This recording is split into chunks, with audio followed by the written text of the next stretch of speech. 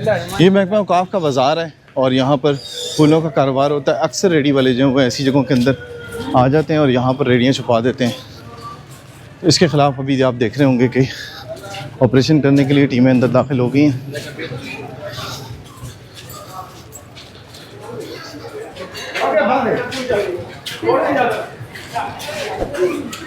अच्छा, सिर्फ रेडी वालों के खिलाफ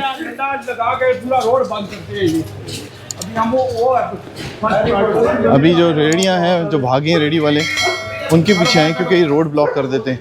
ये देखें, ये एक रेडी निकला है यहाँ से। अभी वो देख रहे होंगे आप, लोग भाग रहे हैं, वो लोग भाग रहे हैं। ये देखें, म्यूनसिपल कॉरपोरेशन ने जो रेडियां वो कब्जे में ली हैं। खाली रेडियों का इन्होंने कहा कि खाली रेडियां नहीं लेनी, सिर्फ और सिर्फ जो जिनके ऊपर सामान रखा हुआ है वो रेडियां कब्जे में लेनी है।